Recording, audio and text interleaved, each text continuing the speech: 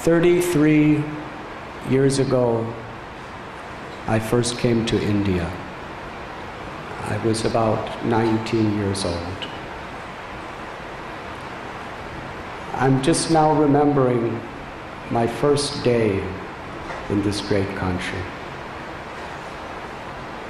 In the evening, I was walking down a street in Old Delhi, Chandni Chowk area, and one very polite gentleman approached me on the street and asked me, "Where are you from? Why have you come to India? What is your educational qualifications?" And then he asked me, "Have you had any food?" So he brought me to a restaurant. As we're waiting, he ordered for me because I did not know anything about India. Just a few feet away from me on the road, it was an open restaurant. It was a mother cow and her baby calf. I had never been so close to a cow in my whole life. Because in the United States of America, the closest a normal person is seeing them in a pasture grazing some distance away while you're driving down the highway. This cow was so beautiful.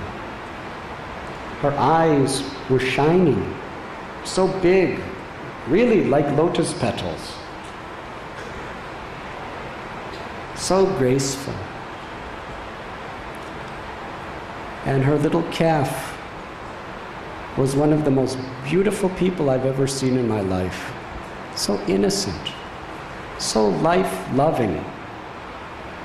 The calf was playing, and the mother was so very carefully and lovingly taking care of her little calf, feeding her milk, licking her. It was really a relationship of love.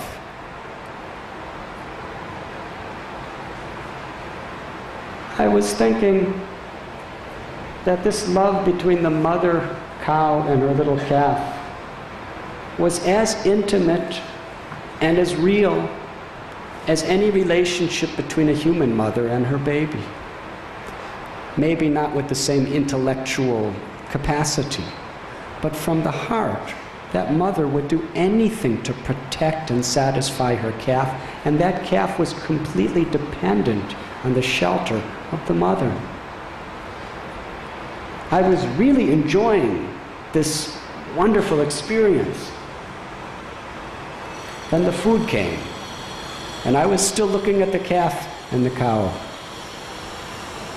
My host asked me, "Would you like to know what all these preparations are?" I said, "Yes." Could they stop the drilling? It's late enough for them to.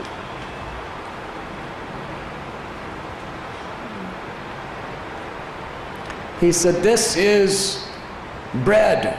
We call it roti. And this is sabji, vegetable. And this is soup, dal. And this is rice. And what is on the rice is meat."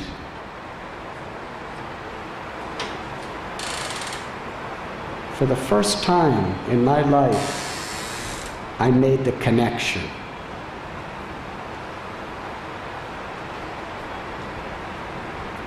To eat this meat means a cow like this and or a calf like this that loves their life and loves their children as much as I love my mother, perhaps.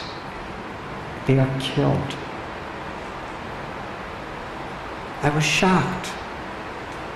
I was 20 years old. I never made the connection before.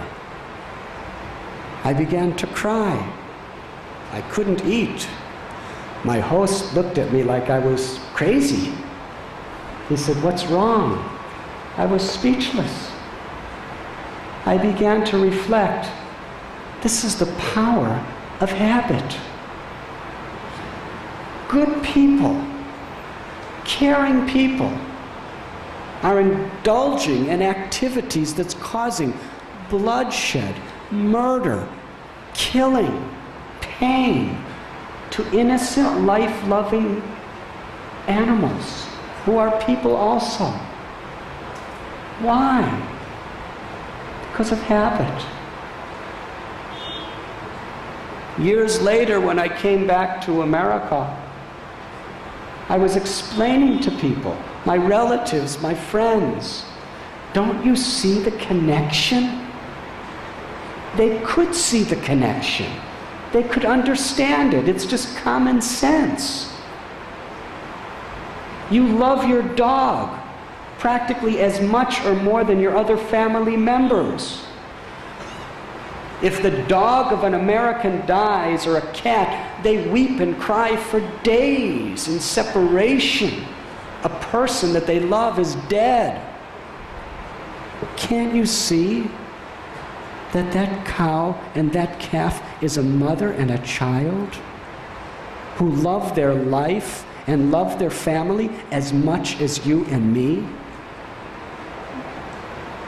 They could understand. It is common sense. But due to habit, it just would not sink in. They have been conditioned from birth to this eating meat.